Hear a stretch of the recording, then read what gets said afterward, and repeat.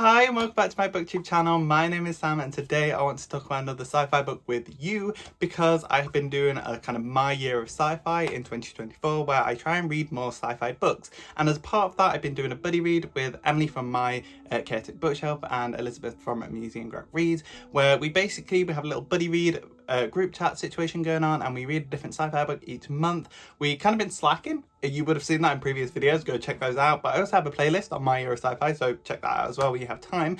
But yeah, we've been doing a buddy read each month and I've been trying to talk about all the books on here, and I recently finished October's pick. Get off my back, I know it's December now. Now we're in February 2025, so yeah, I really am a procrastinator. It might not even be December when I post this, but I have finished it, and then that is Noumenon by Marina J. Lostetter. That's the first time I've actually even looked at the author of this book. I kind of just read it as Noumena. But yeah, this was October's pick. I believe Elizabeth picked this one. But yeah, we're going to be discussing this in today's video, so if you have not read it yet but are happy to be spoiled, then watch all the way through. If you don't want spoilers, I'm going to give some non-spoilery thoughts and it's kind of like a brief synopsis of what this book is about, in case you want to kind of see if it's something for you. And then I'll have a full spoilery section talking about all my different thoughts and opinions on this book. So yeah, click off if you're not wanting spoilers. But I will kind of chat to each section in the little timeline below. But yeah, without much further ado, let's kind of discuss this book. So the first thing I want to say before I get into a synopsis is this book, I don't know what it is, but the title makes you want to say Noumenon. Like, that sounds like such a cooler name, and I know Elizabeth had the same kind of thought around this because I was kind of like, hey, did you know it was called this and not this? But I was calling it Noumenon, so was Elizabeth, and then you read a little bit into the book and they kind of discuss kind of why the book is called this. They have a discussion about phenomenons, and the opposite of phenomena is a noumena. So the book is actually called Noumena rather than Noumenon, which seems like such a small little detail, and you probably don't know why I'm griping on about that, but that was so weird to kind of wrap my head around. It's not Noumenon, it's Noumena. So I had to kind of retrain myself of when I was talking about this book with people. But yeah, this is Noumena, the opposite of phenomena. Yeah, I just wanted to pull that out because that was funny, and even Elizabeth was like, I did not know that. And Elizabeth is the go-to person with sci-fi. She knows everything. Elizabeth is so kind of sci-fi smart. She's so cool. But yeah, that's just one part. But yeah, let's get into a quick synopsis of this book so you can kind of get a taster of whether it's something that you would want to read and come back and discuss with us later in the comments. So let's get into a little synopsis of this book so you can see if it's something that you want to read or whether you just want to listen to all the spoilers here. But basically this book follows the first steps in humans in 2088's journey into space. A scientist called Reggie Strafer, or not a scientist, an astronomer I should say. An astronomer, Reggie Strafer, discovers a flashing star in the night sky, and he brings this to the attention of the scientific community, and everyone is just captivated with this mystery. Why is the star flashing? Could this be aliens? Is there something wrong with the universe? Is there something wrong with this star? Has it got relevance to us? What is it? What is the mystery behind this flashing star? And it captivates humanity. So they devise a plan to travel to the star, see what's going on, and then come back in a set amount of time. However, the issues are the star is really far away. And by the time they get there, Earth will probably just be completely different. We have no kind of concept of what will happen when we come back to Earth and discuss the findings, but it is kind of this larger than us kind of situation where they're we won't see the results of this this search. I'm losing my words here. We won't see the results of this search, but it's in the best interest of humanity in our opinion. So there's kind of this human greatness kind of discovery is better than everything else thing. But yeah, they devise the plan of sending clones into space on this space convoy. So they round up a bunch of really smart people and just general ship maintenance people, and they round up their DNA, they clone them, and now they are going to send these clones off to the flashing star and back to kind of find out what's going on. And basically we follow in the book different generations of these clones and all the different kind of stuff that happens along the way, and obviously find out what is up with the star. And yeah, it's a very, very interesting book. There's definitely kind of highs and lows. There's bits that kind of slog along, there's bits that are really high paced. But I think overall it was a really enjoyable book. I think if I was to rate it, I'd give it 4 stars. Teetering on 3.5, but I think I'm going to settle with 4 because I'm feeling generous. But yeah, my non-spoilery thoughts on this book are, as I said, it has highs and lows. There are sections where it just felt like it was really dragging, and I would often kind of not want to pick up the book. I'd be like, is this because it's set in like different, it's almost like a short story collection almost, or an anthology of different stories, because obviously we're following different characters with through themes throughout. So there's somewhere it's like, I really wish I could just like skip this one. Like I'm not really feeling this generation of clones. Like I'm just not interested. And yeah, those parts are kind of like a hard bit to get through. But once you get to the meaty parts of the story, you really get into it. And that's also something I want to bring up is the clones. I wish there had been some kind of like variation on the names, but I understand that why there wasn't. It was so that we could follow the roots of each character we had and see, oh, this is a clone of this person that we saw earlier. But I don't know, it kind of got a bit confusing, especially when these sections were shorter. They vary in length, so it was kind of hard to kind of like, okay, that's the Margarita that we just read about. Now we have a new one that has like no memory because it's a completely separate person to the one that we just read, so we have to kind of re-establish a character in our mind, but as like the same person, the same name, but completely different personality. It kind of got a little bit hard at times, a little bit confusing, especially towards the kind of mid-section where we had some really big things going on in terms of the cloning. But yeah, it was very hard. But in contrast to that, we did have an AI character called ICC, and they were just fantastic. They were obviously the best character. Like they had this cool kind of interesting dynamic of they were an AI that was able to evolve, and it was just this character that we saw from the very start of the book throughout, and it just constantly evolved with the people that it was interacting with. And yeah, it was I love ICC, and I know Elizabeth did as well. I don't think Emily's read this book yet. I think she's a little bit behind on this, so that's why I'm mentioning Elizabeth a little bit more here. Sorry about that. But yeah, me and Elizabeth were just obsessed with ICC. It's the best character, so if you're going to read this book, you need to read it for ICC. If you love AI, ICC is your person. Like, come on. And they do play like a really pivotal role in the plot. It's not kind of just like they're this side character. No, they play a very vital role in quite a few of the different eras.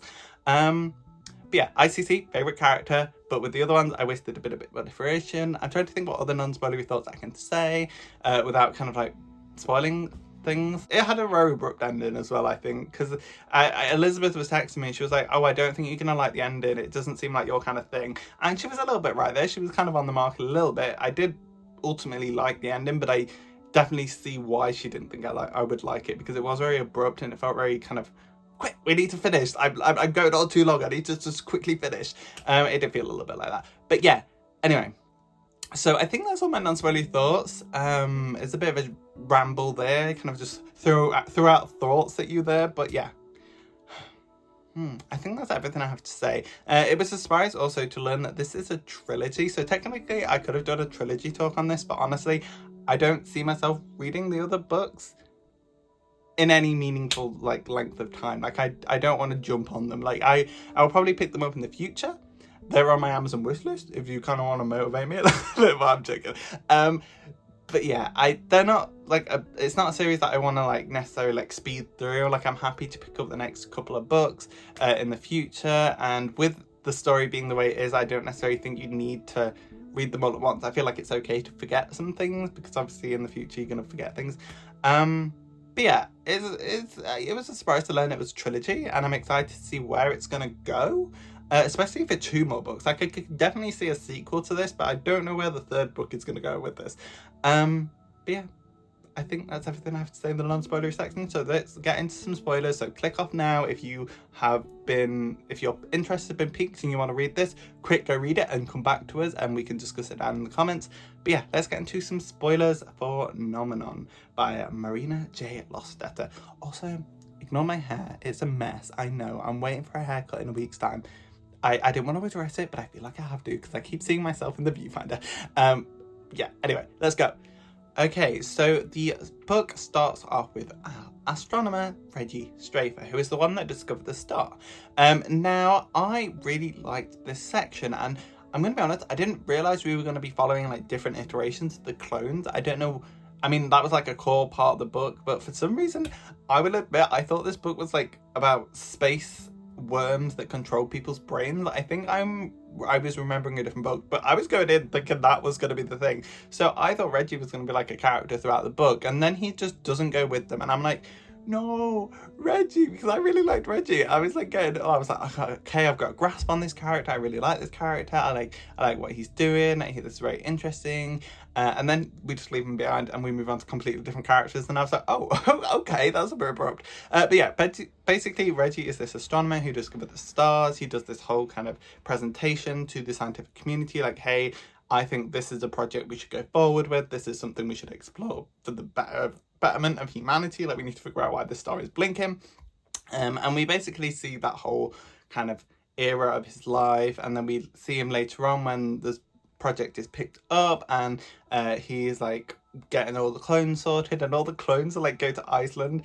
Is it Iceland or Greenland? I can't remember actually. I think it was Iceland. Or was it? No, it was Greenland. I think it was Greenland. But they're all over there just isolating and being trained to be like the best like space travelers ever. And that was very interesting. And he has so I mentioned ICC in my Nuns Ready section, and they're like my favorite character.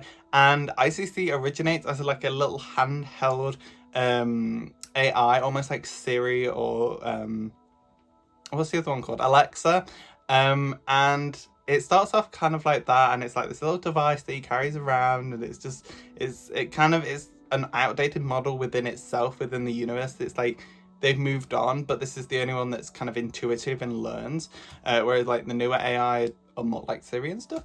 And we see just before the ships are about to take off with all the clones, we see that Reggie puts ICC in the ship. So this really huge character nearly wasn't even on the space shuttle. Like, ICC was like integral to the ship, and they nearly didn't have the ability or the capability that they could have done with I can't speak with Reggie's version. So Reggie's version is one that can adapt, and he goes to the ship person. Is like, hey, I need to do something for me. I just need you to patch in my ICC into the ship's AI so that the ship's one can also like evolve, and it'll have a bit of me, of like my extension of ICC. It'll have a bit of me in the ship.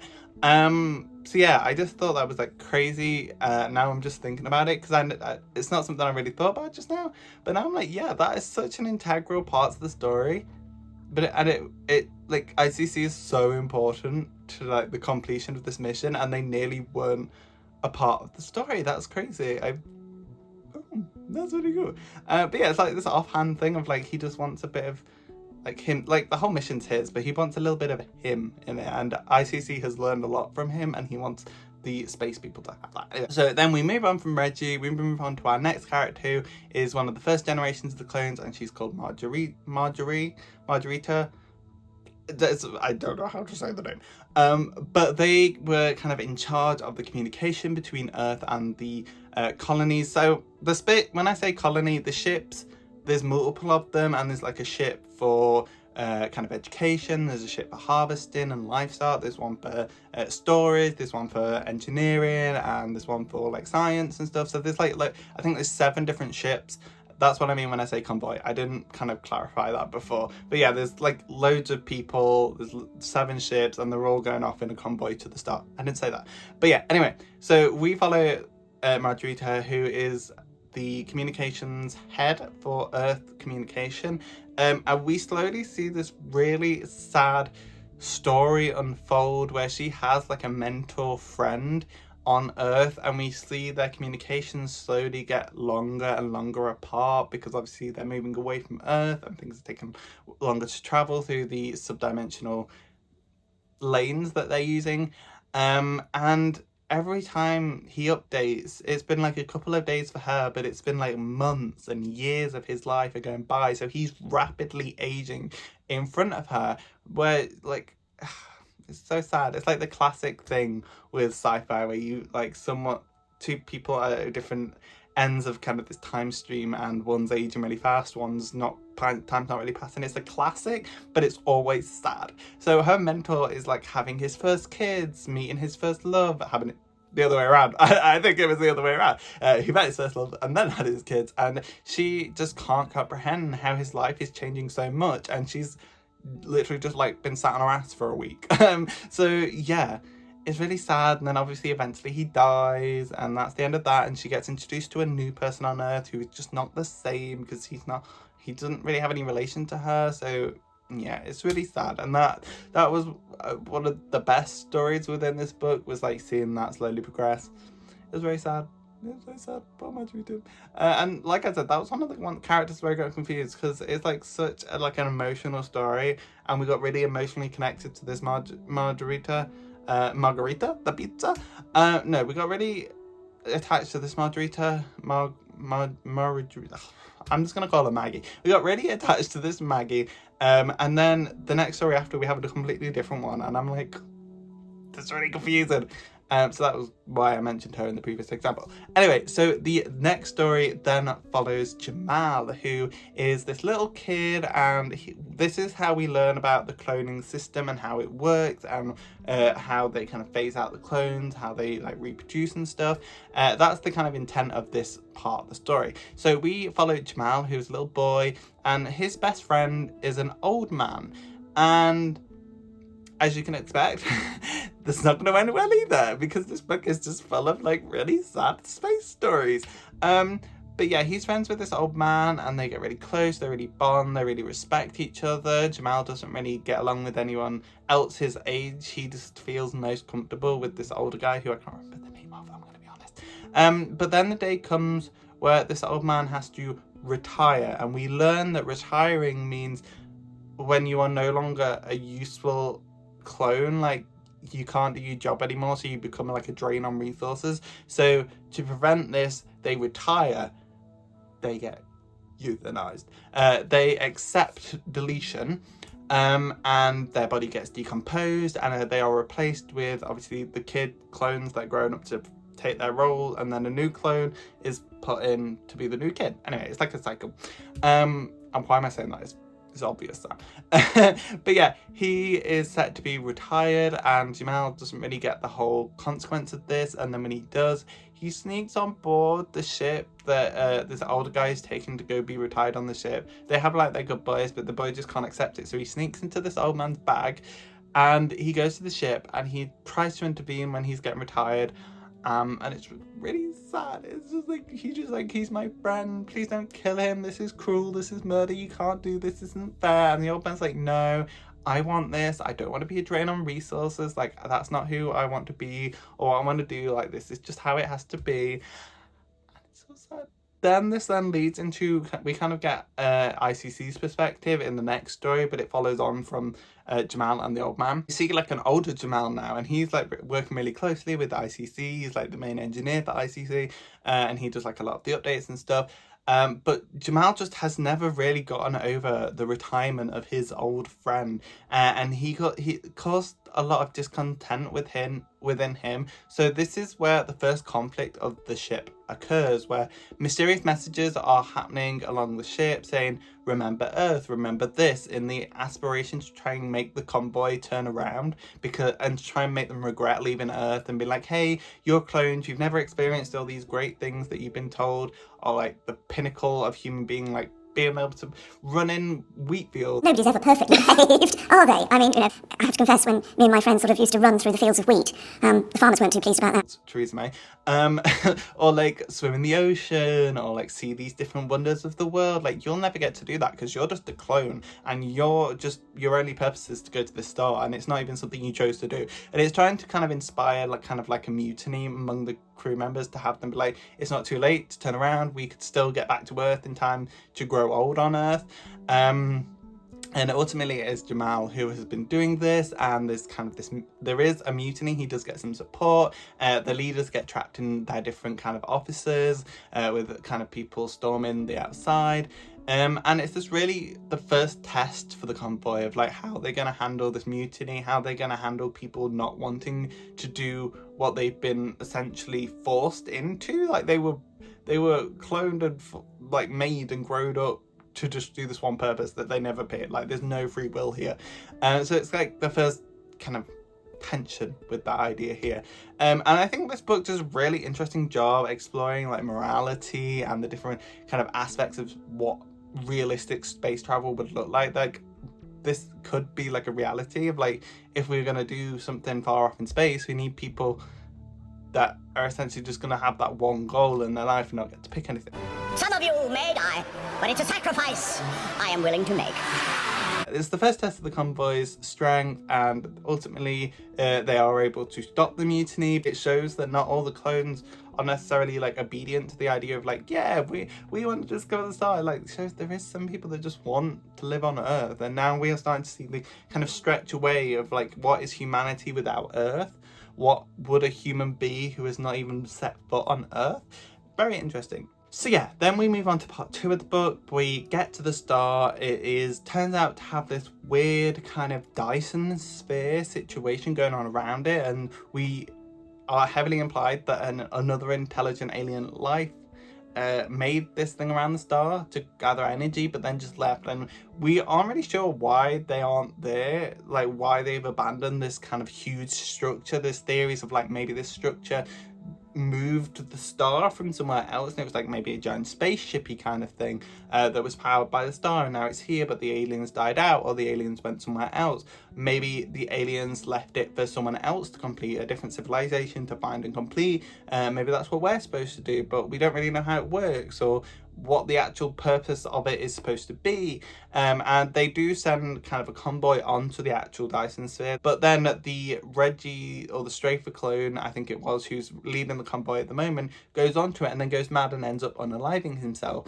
And it's like, what is going on with this star? So we spend like a couple of years at the star gathering different things. We take like a chunk of it to take back to Earth with us, but ultimately we have to start heading home. They have an allotted time, and they're at the end of it, and they have to go back now. They can't sit around at the star forever, and they start heading back to Earth. And the whole star thing did ultimately, to me, feel a little bit underwhelming. Like, yeah, it's a Dyson sphere, and we get the whole speculation of there being intelligent life out in the universe, but that's ultimately all we get in this first book. We don't actually see any aliens or any more hints of like what the motivations of these other aliens would be. Like, why did they build a Dyson sphere? Why were they in our galaxy? Like, what's going on? Will we meet them in the future? What do they look like? How do they interact with things? It's just kind of very left up to your imagination, and I assume that's where the books will be going in the future. I guess I can spoil it now. I can predict it now since we're in the spoilery section, but I think the second book will focus on them getting back to the star and getting the star to work, and then I think the third book will be them finding alien life. That's my predictions. But yeah, I think for this first book it does feel a bit underwhelming that we didn't get like any solid answers for the star. We just kind of got speculation, and they never like really powered it up or anything either, so it could have a completely different use. It could be something that travels through space, it could be something that teleports, it could be something that's just purely for energy and the aliens are like nearby. And I just feel a little bit underwhelmed that we didn't get any answers for that, any solid like answers. Even the characters didn't know what was going on. And then we kind of like pivot back to going back to Earth, and then everything that's happening at Earth that I'll talk about in a minute, we just completely change focus, and it's like, okay, have we forgot the star now? Like we kind of forgot what the whole like mission was about. So yeah, that did feel a bit underwhelming, was like the just abandonment of the star aspect of the plot in this one. I assume we'll get more of it in the sequel. Anyway, then we move on to the next kind of era, which is going back to Earth, and the main thing that happens within this time period is they bring back the discontinued, which are the clones that after Jamal had rebelled and there were like some tension there, they decided not to clone any more variations of everyone that was in that kind of everyone that was in that mutiny. They were like, right, we're not cloning you again, we're just gonna discontinue your line, which is a very interesting, again, moral kind of situation to kind of discuss within this book. And then they bring them back, and they have this kind of tyrannical era where they have I think it's a clone of Strafer, is it, who's like doesn't know who he is. He like doesn't know anything about his past clones, but he's like this really strict dictator, and he's making all the discontinued work in the mines, and they're mining away. They are treated terribly. Whenever they step out of line, he kills them, and we see this big scene where they're on I think it's Myra is like the farming kind of ship, and he just hangs a bunch of them, and it's like this big shocking thing, and all the rest of the convoy is just kind of oblivious, or like willingly or not. Like some of them know what's happening, like the main like boss people know what's going on, but they're just turning a blind eye, and it's very kind of dodgy, and it's like this isn't right, you should probably stop this, but they just don't. So it makes you not like them, but you also don't like this person, so you don't really know who to like, so you just go to ICC and you're like, what are ICC's thoughts? But yeah, these discontinued being treated really terribly, and it gets to a situation where the council of the ships do try and interfere a little bit and kind of go, okay, maybe we've given him too much power, we're letting Strafer get away with too much, let's try and restrict him onto one ship. And then Strafer's like, you can't do this is terrible, and another mutiny happens, and I think we follow a little kid who is a discontinued clone, but he wasn't like in the main batch of the ones that are being used as miners. He was like just a kid, and we found out that ICC had brought a bunch of the discontinued onto the other ships and seeded them throughout to hopefully kind of show that discontinued aren't all bad. I think that was the main aim of it. So when they grew up, people would recognise them and be like, oh, they've been living among us all along and they've done nothing wrong. Maybe we were wrong about discontinuing people. But that doesn't work because Strafer kind of figures this out first, and he ends up intercepting a transfer that the little boy, who I forgot the name of, is on a ship to go visit his mum or something. And he gets intercepted by Strafer, and he takes everyone off the ship, and he's about to execute a bunch more of the discontinued. He's got the videos live streaming to everyone in the convoy, and he's like, hey, look what they're doing, they're putting the discontinued, these dangerous people onto your ships, they're gonna get you killed because these discontinued, they cause mutinies. Whilst he's actively causing a mutiny, and he is about to like kill these kids. He's like slapping this boy around, and the mum comes and tries to rescue him, and he's like slapping her around, and eventually ICC does save them all. It was a very, very tense situation. I didn't really like it. It did feel like very out of left field, like this really like bad situation it's just like, oh yeah, now there is a bunch of people being used as forced labor, and like this man is completely mad but no one's stopping him, and it just felt like so random. But yeah, I thought that was so out of nowhere, but also so one of the most entertaining parts of the book, because it was where things were actually happening, especially like the interception of the transfer that the boy was on, where it was like all cinematic. And then we get onto the final section of the book, which is where we get back to Earth, and we first see this through the eyes of Mika, and they are kind of scouting Earth. They're waiting for some communication from Earth to be like, hey, you're back guys. But nothing. Earth is completely silent. Their convoy is getting no kind of information back from Earth, no welcome back, no even talking.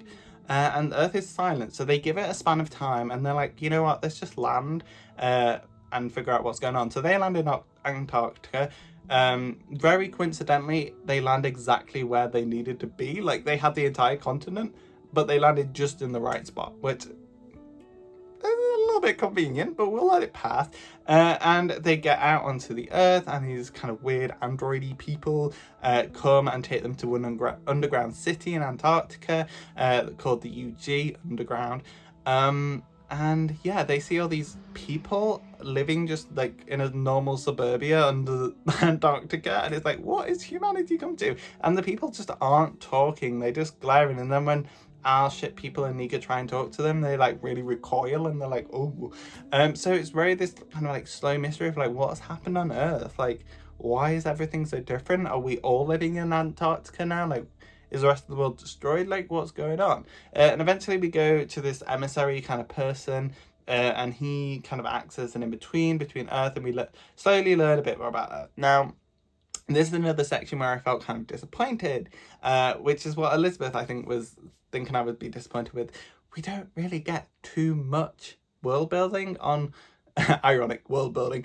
We don't really get too much world building on this world, because like coming out of the book, I still don't really understand what changed with Earth. Like, why things changed the way they did, what the face of Earth looks like anymore. Like, we get a few hints of like, oh, the pyramids are still there, so we still respect like history, but also no one talks anymore. They talk in their minds, and it's like these huge kind of differences, and then that some things stay the same, and it never really felt like we got a cohesive answer to like how we got from point A to point B. It just felt like, oh yeah, now we're here. It was really hard, and we never really got to see anywhere outside of Antarctica and Egypt. So like, how is England doing? Is England still there? Did the tides rise? Did climate change affect anything? Like, did the USA go crazy? Yellowstone erupt? It didn't really feel like we got much information on anything. Like, did climate change end the world? I guess not. We found out that there's a council, and the council are very dismissive of this kind of situation. They long gave up on this kind of journey to the flashing star project. They were like, you've not replied to us, we've not had any contact for like centuries, so we kind of just assumed you were all dead and weren't coming back or whatever. So they kind of gave up on that, and now they're just kind of uninterested and see it's a waste of time. And obviously this is like a really big shock to all the ship people, because they're like, what do you mean? You literally sent us and our ancestors all the way to this flashing star and back, and you're just not interested in the results of it? Yeah, it was like this big like shug off. They're like, we're not interested anymore. And now I'm like, I don't know how I feel about that. Like, it's an interesting choice, but like, ultimately, did it make for an interesting one? I'm not sure. Like, would I have preferred the Earth to be like, oh my god, you're back, you what is this technology, we have to figure out this technology, more than I would, oh, you discovered a Dyson sphere, I guess that's okay, but like, I don't care, we live on Earth now. So yeah, I had some mixed feelings towards the return to Earth. Ultimately, I guess it was interesting, and it led us where we needed to go, but on a personal level, I just wasn't that interested, to be honest with you. Anyway, we move past Nika, she does this whole speech, and we kind of get a collaboration almost between Earth and the colony, where they're like, okay, you can stay for a bit and reintegrate if you want, but stop speaking with your mouth, speak with your brain. And then we move on to Nika's daughter, who is kind of like a really interesting character, Emery, and she is the daughter of Nika, and she is a natural born, which I presume you can infer what that means, where it's not someone that's been cloned, it's a natural born. And she faced a lot of discrimination because of this, because the convoy is like, well, you're not cloned, you're not one of us, you're weird.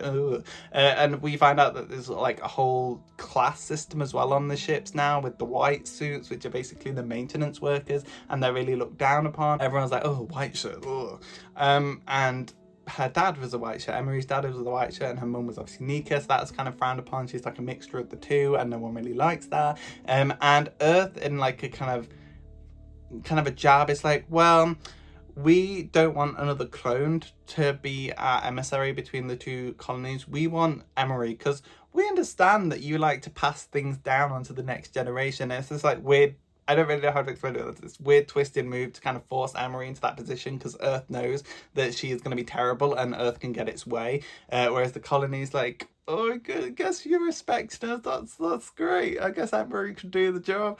And it's like really gritted. She's like not liking it. But yeah, Emery just doesn't want to be the emissary. She's very bad at this. She just often goes and gets drunk. She doesn't respect the colony too much, with all kind of the degrading remarks against the white suits and stuff like that. She's not a massive fan of the colony, but she's also not a massive fan of the Earth, because she knows that the Earth is just trying to exploit them for all these new resources that the colony can provide. Like, the colony's giving them like all these old things that have like been lost to time on Earth but aren't on the colony, like coffee and stuff. So it's kind of like, hey, look, we can make money off of the convoy because they give us coffee and we sell it to our people, and like, look, coffee is like this really old thing. So Earth is very exploitative, very dismissive of the colony's findings, and then the colony eventually decides, hey, you know what, if you don't want us here, we're just going to go back into space and do our own thing, like we're going to relaunch. And then the Earth's like, no, then we won't be able to make money off of you anymore. And they're like, okay, well.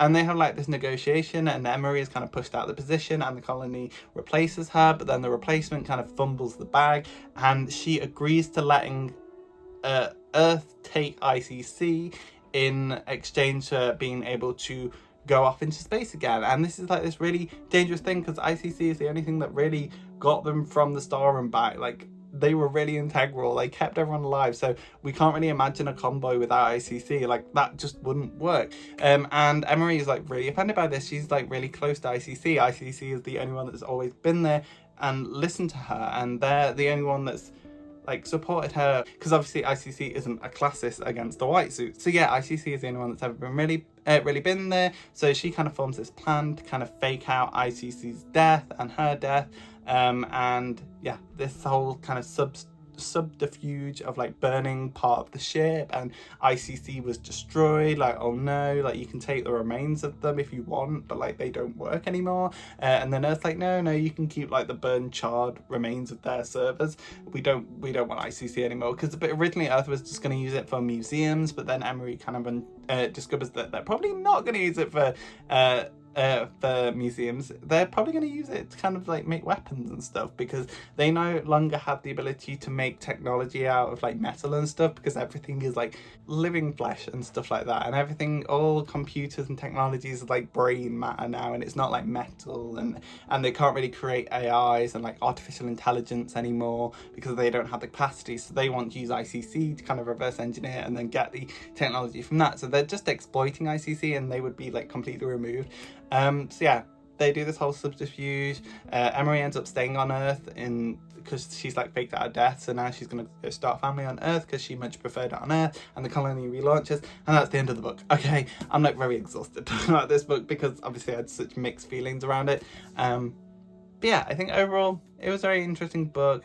I thought ICC had a really poignant moment where they ask ICC like, what are you gonna do like when we all die, like, because you're gonna live forever as long as your server banks like hold up. So ICC's like, well, I like to imagine that even if the convoy is destroyed and I'm floating through space, I'll be picked up by aliens and they will still find a use for me. So ICC has this like really poignant moment of like self-reflection of like what their life would be even when the humans have been and gone and they outlived that. And ICC just wants to be found by more people and help more people, and hopefully even they have AIs that ICC can interact with. And it's like, oh, they don't want to be alone. ICC doesn't want to be alone in the universe, and that's really sad. But yeah, I'll leave it there for Noumenon. It was a very interesting book. I enjoyed it, I guess. I'm not going to run to the sequels, like I said, but I'll definitely pick them up at some point. So yeah, if you like this video, leave a like, comment, and subscribe. I'm sorry that it was a very rambly video.